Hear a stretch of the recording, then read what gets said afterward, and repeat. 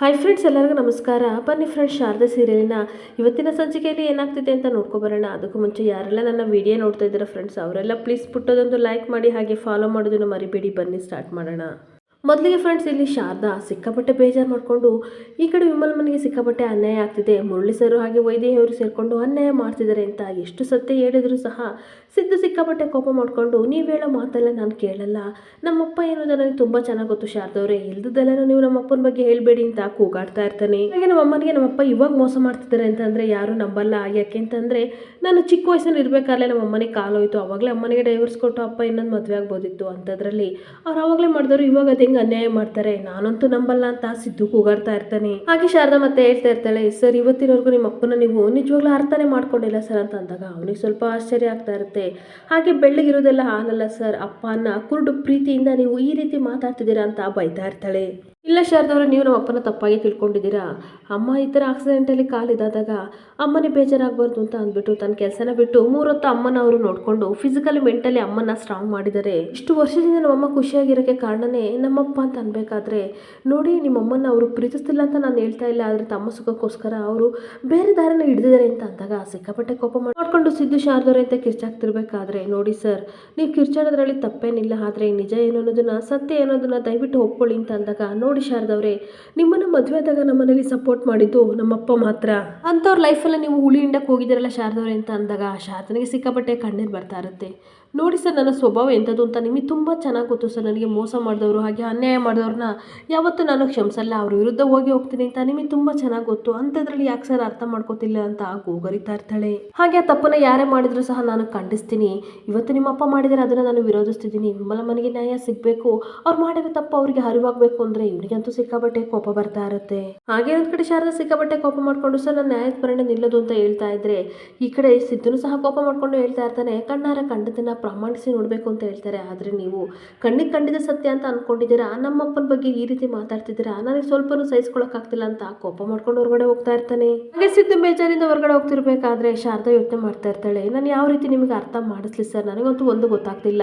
ನಿಮ್ಮ ಜಾಗದಲ್ಲಿ ಬೇರೆ ಯಾರೇ ಇದ್ರೂ ಸಹ ಇದೇ ರೀತಿ ಪ್ರತಿಕ್ರಿಯೆನ ಮಾಡ್ತಾ ಇದ್ದಾರೆ, ಅಂದ್ರೆ ಒಂದಲ್ಲ ಒಂದನ್ನು ಸತ್ಯ ನಿಮಗೆ ಅರ್ಥ ಆಗುತ್ತೆ ಅಂತ ಕಣ್ಣೀರು ಹಾಕೊಂಡು ಅವಳು ಸಹ ಹೊರಗಡೆ ಬಂದು ನಿಂತ್ಕೊಬಿಡ್ತಾಳೆ. ಹಾಗೆ ಇನ್ನೊಂದ್ ಕಡೆ ಮನೇಲಿ ಎಲ್ಲರೂ ಕೂತು ಮಾತಾಡ್ತಿರ್ಬೇಕಾದ್ರೆ ತಾತ ದಶರಥ ವಿಮಲ ಮಾತಾಡ್ತಾ ಇರ್ತಾರೆ. ಹಾಗೆ ವಿಮಲ ಹೇಳ್ತಾ ಇರ್ತಾಳೆ, ನಾನು ನಿನ್ನ ಹಳೆಯನಿಗೆ ಏನು ಕೊಡ್ತೀಯ ಅಂತ ಅಂದಾಗ, ನಾನೇನು ಕೊಡೋದಮ್ಮ, ನನ್ನ ಮಗಳನ್ನ ಕೊಟ್ಟಿದ್ದೀನಿ ಅಂತ ಅಂದಾಗ ಸರಿಯಾಗಿ ಹೇಳ್ದೆ ಅಂತ ನಗಾಡ್ತಿರ್ಬೇಕಾದ್ರೆ ತಾತ,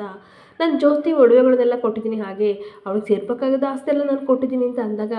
ಅಪ್ಪ ನೀವು ಸರಿಯಾಗಿ ಮಾಡಿದ್ದೀರಾ ಅಂತ ನಗಾಡ್ತಾ ಇರ್ತಾಳೆ. ಅಷ್ಟೊತ್ತಿಗೆ ಈ ಕಡೆ ಮುರಳಿ ತುಂಬ ಟೆನ್ಷನಿಂದ ಒದ್ದಾಡ್ತಾ ಇರ್ತಾನೆ, ನೀನೇನಾದರೂ ನನ್ನ ಮದುವೆ ಆಗಲಿಲ್ಲ ಅಂತ ಅಂದರೆ ನಾನು ನನ್ನ ಮಗಳು ವಿಷ ತಗೋತೀನಿ ಅಂತ ವೈದೇಹಿ ಬ್ಲ್ಯಾಕ್ ಮೇಲ್ ಮಾಡಿದ್ದನ್ನು ನೆನ್ಪು ಮಾಡಿಕೊಂಡು ಹೇಗಾದರೂ ಮಾಡಿ ಸತ್ಯ ಇವ್ರ ಹತ್ರ ಹೇಳಬೇಕು ಅಂತ ಬರ್ತಾ ಇರಬೇಕಾದ್ರೆ ಇನ್ನೊಂದು ಕಡೆ ಈ ಕಡೆ ಮುರಳಿನ ನೋಡಿಬಿಟ್ಟು ದಶರಥ ಹೇಳ್ತಾ ಇರ್ತಾರೆ, ಯಾಕೆ ಬಾವು ಆ ರೀತಿ ನಿಂತಿದ್ದೀರಾ, ಬನ್ನಿ ಕೂತ್ಕೊಳ್ಳಿ ಅಂತ ಅಂದಾಗ, ನಿಮ್ಮ ಹತ್ರ ಏನೋ ಒಂದು ಸತ್ಯ ಹೇಳಬೇಕು ಅಂತ ಅಂದಾಗ ಎಲ್ಲರಿಗೂ ಸಿಕ್ಕಾಪಟ್ಟೆ ಶಾಕ್ ಆಗ್ತಾ ಇರುತ್ತೆ. ಇದೇನು ಸತ್ಯ ಹೇಳಿ ಅಂತ ಅನ್ಬೇಕಾದ್ರೆ, ನಾನೊಂದು ಸತ್ಯ ಹೇಳ್ತೀನಿ, ಆದರೆ ದಯವಿಟ್ಟು ಕ್ಷಮಿಸಬೇಕು, ಅದನ್ನು ಕೇಳಿದ್ಮೇಲೆ ನೀವು ಯಾವ ರೀತಿ ಡಿಸಿಷನ್ ತಗೋತಿರೋ ನನಗಂತೂ ಗೊತ್ತಿಲ್ಲ ಅಂತ ಅಂದಾಗ,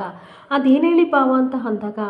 ಏನು ಗೊತ್ತಾ ವಿಮಲ, ನಾನೊಂದು ದೊಡ್ಡ ತಪ್ಪು ಮಾಡಿದ್ದೀನಿ, ನನಗೂ ಮತ್ತು ವೈದೇಹಿಗೂ ಸಂಬಂಧ ಇದೆ, ನಾವಿಬ್ಬರು ತುಂಬ ವರ್ಷದಿಂದ ಪ್ರೀತಿಲಿ ಇದ್ವಿ ಅಂತ ಅಂದಾಗ ಎಲ್ಲರಿಗೂ ಸಿಕ್ಕಾಪಟ್ಟೆ ಶಾಕ್ ಆಗ್ತಾ ಇರುತ್ತೆ. ಸಡನ್ನಾಗಿ ತಾತ ಎದ್ದು ದಪ್ಪು ಬಿಟ್ಕೊಂಡು ಗುರಾಯಿಸ್ತಿರ್ಬೇಕಾದ್ರೆ ಮುರಳಿ ಎದುರುಕೊಂಡು ಹೇಳ್ತಾ ಇರ್ತಾನೆ, ನಮ್ಮಿಬ್ಬರು ಪ್ರೀತಿಯ ಪ್ರತಿರೂಪವಾಗಿ ಒಬ್ಬಳು ಹೆಣ್ಮಗಳು ಇದ್ದಾಳೆ, ಆದರೆ ಅವಳಿಗೆ ಪ್ರಪಂಚದಲ್ಲಿ ನಾನೇ ಅಪ್ಪ ಅಂತ ಹೇಳ್ಕೊಳಕ್ಕಾಗ್ತಾ ಇಲ್ಲ, ಸೊ ಅದಕ್ಕೋಸ್ಕರ ವೈದೇಹಿ ನನ್ನನ್ನು ಮದುವೆ ಆಗಿ ಅಂತ ಕೇಳ್ತಾ ಇದ್ದಾಳೆ ಅಂತ ಅಂದಾಗ ವಿಮಲನಿಗಂತೂ ಸಿಕ್ಕಾಪಟ್ಟೆ ಶಾಕ್ ಆಗ್ತಾ ಇರುತ್ತೆ. ಹಾಗೆ ಕಣ್ಣೀರು ಹಾಕ್ಕೊಂಡು, ಏನ್ರಿ ಈ ರೀತಿ ಮಾತಾಡ್ತಾ ಇದ್ದೀರಾ, ನಿಮಗೆ ತಲೆ ಕೆಟ್ಟಿದೆಯಾ, ಸುಳ್ಗಿಲ್ ಹೇಳ್ಬೇಡಿ ಅಂತ ಅಂದಾಗ, ಇಲ್ಲ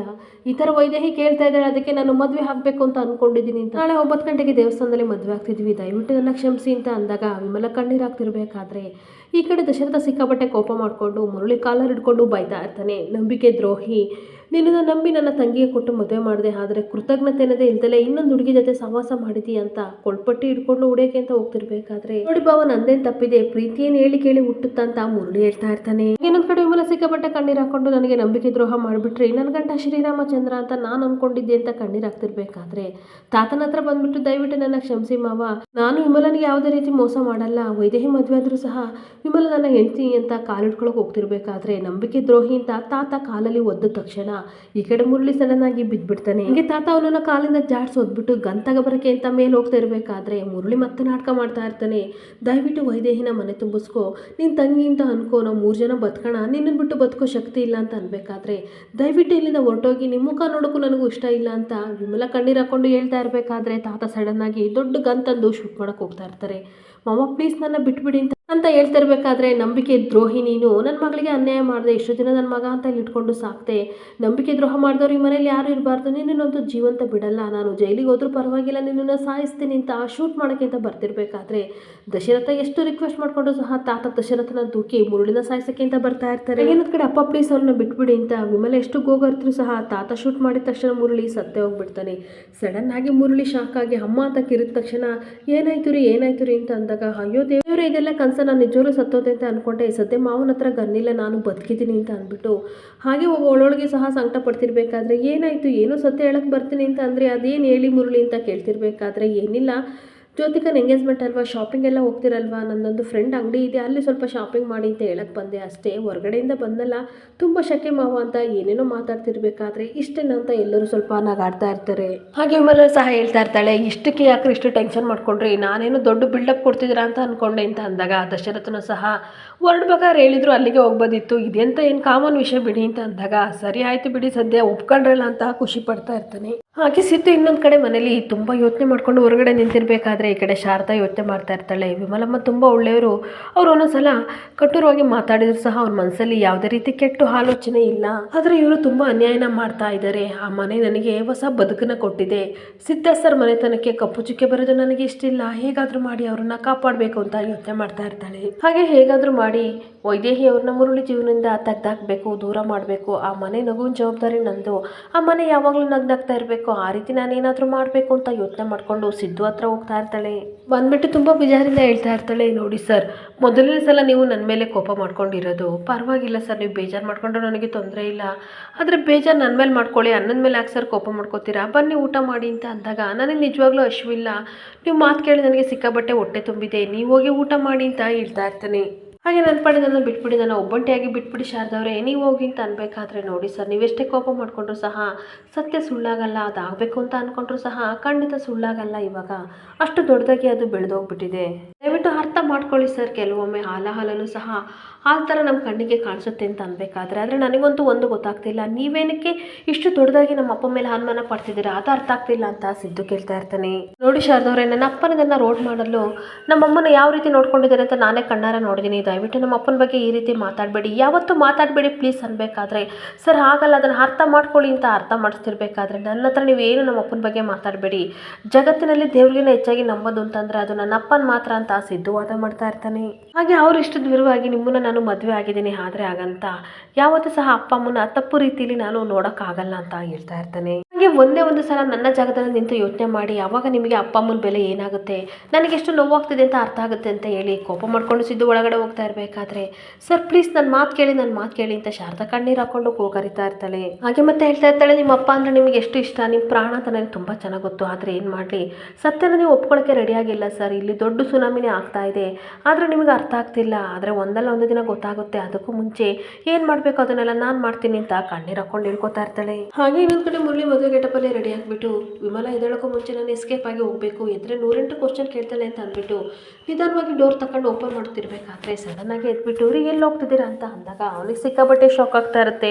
ಹಾಗೆ ಪಂಚೆ ಮತ್ತು ಶರ್ಟ್ ಹಾಕಿರೋದನ್ನ ನೋಡಿ ಇದೆ ಅಂದರೆ ವೈಟ್ ಶರ್ಟ್ ಪಂಚೆ ಹಾಕ್ಕೊಂಡು ಈ ರೀತಿ ಎಲ್ಲಿಗೆ ಹೋಗ್ತಿದ್ದೀರಾ ಅಂತ ಅಂದಾಗ ಅವನಿಗೆ ಸಿಕ್ಕಾಬಟ್ಟೆ ಶಾಕ್ ಆಗಿ ಹಾಗೆ ಕೋಪ ಮಾಡಿಕೊಂಡು ಎಲ್ಲರೂ ಹೋಗ್ತಿರ್ಬೇಕಾದ್ರೆ ಎಲ್ಲಿಗೆ ಹೋಗ್ತಿದ್ಯಾ ಅಂತ ಕೇಳ್ತಿದೆಯಲ್ಲ ಅದು ಅಪಶಕುನ ಅಲ್ವಾ ಅಂತ ಬೈತಾ ಇರ್ತಾನೆ. ಆಗಲ್ಲ ರೀ, ಇಷ್ಟು ಬೇಗ ಎದ್ದಿದ್ದು ನಾನು ನೋಡೇ ಇಲ್ಲ, ಅದರಲ್ಲೂ ಈ ರೀತಿ ರೆಡಿಯಾಗಿ ಎಲ್ಲಿಗೆ ಹೋಗ್ತಿದ್ದೀರಾ ಅಂತ ಅಂದಾಗ ಒಂದು ಇಂಪಾರ್ಟೆಂಟ್ ಕೆಲಸ ಇದೆ ಕಣೆ, ಅದಕ್ಕೆ ಹೋಗ್ತಾ ಇದ್ದೀನಿ, ಅಲ್ಲಿಂದ ಬಂದಮೇಲೆ ಏನಕ್ಕೆ ಹೋಗಿದ್ದೆ, ಯಾಕೆ ಹೋಗಿದ್ದೆ, ಏನಾಯಿತು ಅಂತ ಎಲ್ಲ ಡೀಟೇಲ್ಸ್ ಸಹ ನಿನಗೆ ಹೇಳ್ತೀನಿ, ದಯವಿಟ್ಟು ಅರ್ಥ ಮಾಡ್ಕೊಳ್ಳಿ ಅಂತ ಅಂದಾಗ ಸರಿ ಹಾಗಾದರೆ ಹೋಗಿ ಬನ್ನಿ ಅಂತ ಹೇಳ್ತಾ ಇರ್ತಾಳೆ. ಹಾಗೆ ವಿಮಲ ಕೈ ಹಿಡ್ಕೊಂಡು ಹೇಳ್ತಾ ಇರ್ತಾನೆ, ಇವತ್ತೊಂದು ಇಂಪಾರ್ಟೆಂಟ್ ಕೆಲಸಕ್ಕೆ ಹೋಗ್ತಾ ಇದ್ದೀನಿ, ದಯವಿಟ್ಟು ಒಳ್ಳೇದಾಗಲಿ ಅಂತ ಆ ದೇವ್ರ ಹತ್ರ ಬೇಡ್ಕೊಳ್ಳಿ, ಸ್ವಲ್ಪ ದಿಗ್ಲಾಗ್ತಿದೆ ಅಂತ ಅನ್ಬೇಕಾದ್ರೆ ಯಾಕ್ರೆ ಇಷ್ಟು ಬೇಜಾರು ಮಾಡ್ಕೋತಿದ್ದೀರಾ, ನಾನು ಪ್ರತಿನಿತ್ಯ ದೇವ್ರ ಹತ್ರ ನಿಮ್ಮ ಬಗ್ಗೆ ಕೇಳ್ಕೊತಾ ಇರ್ತೀನಿ, ಕಾಲಿಂದಲೂ ನನಗೆ ಕಾಲಾಗಿ ನನ್ನ ಗಂಡನ ಕೊಟ್ಟಿದ್ದೀಯಾ, ಯಾವಾಗಲೂ ಅವ್ರನ್ನ ಕಾಪಾಡು ಅಂತ ಕೇಳ್ಕೊತೀನಿ, ಅಷ್ಟಕ್ಕೂ ನಾನು ನಿಮ್ಮ ಹೆಣ್ತೀರಿ ಅಂತ ಹೇಳ್ತಿದ್ರೆ ಅವನಿಗಂತೂ ಸಿಕ್ಕಾಬಟ್ಟೆ ಬೇಜಾರಾಗ್ತಾ ಇರುತ್ತೆ. ಹಾಗೆ ಮತ್ತೆ ಇವೆಲ್ಲ ಕಣ್ಣೀರು ಹಾಕೊಂಡು ಹೇಳ್ತಾ ಇರ್ತಾಳೆ, ಏನು ಗೊತ್ತರಿ, ನಾನು ವೀಲ್ ಚೇರಲ್ಲಿ ಇದ್ರೂ ಸಹ ಯಾವತ್ತೂ ನನಗೆ ಕಾಲಿಲ್ಲ ಅಂತ ಅಂದ್ಕೊಂಡಿಲ್ಲ, ಆ ರೀತಿ ನೀವು ನನ್ನ ನೋಡ್ಕೊಂಡಿದ್ದೀರಾ, ಯಾವ ಜನ್ಮದ ಪುಣ್ಯ ರೀ ನೀವು ನನಗೆ ಗಂಡನಾಗಿ ಸಿಕ್ಕಿದ್ದು. ಆ ದೇವ್ರ ಹತ್ರ ಯಾವಾಗಲೂ ನೀವು ಚೆನ್ನಾಗಿರ್ಬೇಕಂತ ಕೇಳ್ಕೊತೀನಿ ಅಂತ ಅಂದಾಗ ಮುರಳಿ ಕಣ್ಣಲ್ಲಿ ನೀರು ಬರ್ತಾ ಇರುತ್ತೆ. ಹಾಗೆ ಮನೇಲಿ ನೀವು ಕೂತ್ಕೊಳ್ಳೋ ಸಂದರ್ಭ ಬಂದರೂ ಸಹ ನನ್ನನ್ನು ತುಂಬ ಚೆನ್ನಾಗಿ ನೋಡ್ಕೊಂಡಿದ್ದೀರ ನಿಮ್ಮ ಮೇಲೆ ನನಗೆ ತುಂಬ ಹೆಮ್ಮೆ ಇದೆ ಅಂತ ಅನ್ಬೇಕಾದ್ರೆ ನಾನು ಏನೇ ತಪ್ಪು ಮಾಡಿದ್ರೆ ಸಹ ನನ್ನ ಕರ್ತವ್ಯ ನಿಭಾಯಿಸಿದಲ್ಲಿ ನಾನು ನಿಜವಾಗ್ಲೂ ತಪ್ಪು ಮಾಡಿಲ್ಲ, ಅದೇ ನನಗೆ ನೆಮ್ಮದಿ ಅಂತ ಅನ್ಬೇಕಾದ್ರೆ ಖಂಡಿತ ನೀವು ತಪ್ಪು ಮಾಡೋಕ್ಕೆ ಸಾಧ್ಯ ಇಲ್ಲ ಬಿಡ್ರಿ ಅಂತ ವಿಮಲ ಹೇಳ್ತಾ ಇರ್ತಾಳೆ. ಹಾಗೆ ನೀವು ಹೋಗ್ಬೇಕಾದ್ರೆ ನಿಮ್ಮ ಕಾರ್ಯ ಒಳ್ಳೇದಾಗಲಿ, ಜಯ ಸಿಗಲಿ ಅಂತ ನಾನು ಆ ದೇವ್ರ ಹತ್ರ ಪ್ರಾರ್ಥನೆ ಮಾಡ್ಕೋತೀನಿ, ಒಳ್ಳೇದಾಗಲಿ ಹೋಗಿ ಬನ್ನಿ ಅಂತ ಅಂದಾಗ ಸರಿ ಬರ್ತೇನೆ ವಿಮಲ ಅಂತ ಹೇಳಿ ಅಲ್ಲಿಂದ ಮುರಳಿ ಹೊರಟೋಗ್ತಾ ಇರ್ತಾನೆ. ಹಾಗೆ ಇನ್ನೊಂದು ಕಡೆ ಶಾರದಾ ಲಾಸ್ಟ್ನ ದಿನ ದೇವರಿಗೆ ದೀಪ ಹಚ್ಚಿಬಿಟ್ಟು ಈ ಕಡೆ ಕೊನೆ ಹರಕೆ ತೀರಿಸ್ಬೇಕಂತ ದೇವಸ್ಥಾನಕ್ಕೆ ಹೋಗ್ತಿರ್ಬೇಕಾದ್ರೆ ಹಣ್ಣು ಕಾಯಿನ ತೊಗೊಬಂದ್ಬಿಟ್ಟು ಈ ಕಡೆ ಅನುಸೂಯ ಹೇಳ್ತಾ ಇರ್ತಾಳೆ, ನಾನು ಬರ್ತೀನಿ ಇವತ್ತು ಲಾಸ್ಟ್ನ ದಿನ ಬೇರೆ ಪೂಜೆ ಸ್ವಲ್ಪ ಕಷ್ಟ ಆಗಿರುತ್ತೆ ಅಂತ ಅಂದಾಗ ಪರವಾಗಿಲ್ಲ ಅಮ್ಮ ಬೇಡ ನಾನೇ ಹೋಗ್ತೀನಿ, ಮಡ್ಡಿ ನೋವು ಅಂತ ಹೇಳ್ತೀರಾ ನೀವು ಇಲ್ಲೇ ಇರಿ ಅಂತ ಅಂದಾಗ ಯಾಕೋ ನಿನ್ನನ್ನು ಕಳ್ಸೋಕ್ಕೆ ಮನಸ್ಸಿಲ್ಲ ಕಣೆ, ಸಿದ್ಧ ಸರ್ಗೆ ಕಾಲ್ ಮಾಡು ಕರ್ಕೊಂಡು ಹೋಗು ಅಂತ ಅಂದಾಗ ಅವರು ನನ್ನ ಮೇಲೆ ಕೋಪ ಮಾಡ್ಕೊಂಡಿದ್ದಾರೆ ಬರಲ್ಲಮ್ಮ ಅಂತ ಅಂದಾಗ ಯಾಕೆ ಕೋಪ ಮಾಡ್ಕೊಂಡಾರೆ ಅಂತ ಅನ್ಬೇಕಾದ್ರೆ ಏನಿಲ್ಲ ಬಿಟ್ಬಿಡಿ ಚಿಕ್ಕ ವಿಷಯ ಸಂಜೆ ಅಷ್ಟೊತ್ತಿಗೆ ಸರಿ ಹೋಗ್ತಾರೆ ಅಂತ ಅಂದಾಗ ಬೇಜಾರು ಮಾಡ್ಕೋಬೇಡ ಕಣೆ, ಕೋಪನೇ ಮಾಡ್ಕೊಳ್ದಲ್ಲೇ ಇರೋ ಗಂಡ ಸಿಕ್ಕಿದ್ರೆ ಅನುಮಾನ ಪಡ್ತಾಳೆ, ಆದರೆ ಕೋಪ ಅಂತ ಇದ್ಮೇಲೆ ಪ್ರೀತಿ ಖಂಡಿತ ಅಲ್ಲಿದ್ದೇ ಇರುತ್ತೆ, ನೀನು ಬೇಜಾರು ಮಾಡ್ಕೋಬೇಡ, ಅದೆಲ್ಲ ಅತಿಯಾಗಿದ್ದರೆ ಸಾಲದು, ಮಿತಿಯಾಗಿದ್ದರೆ ತುಂಬಾ ಒಳ್ಳೆಯದು ಅಂತ ಹೇಳ್ತಿರ್ಬೇಕಾದ್ರೆ ಶಾರದಾ ತುಂಬ ಬೇಜಾರಿಂದ ಸಿದ್ದನ್ನ ನೆನ್ಕೋತಾ ಇರ್ತಾಳೆ. ಇಲ್ಲಿಗೆ ಸಂಚಿಕೆ ಎಂಡ್ ಆಗ್ತಿದೆ. Thank you for the watching friends.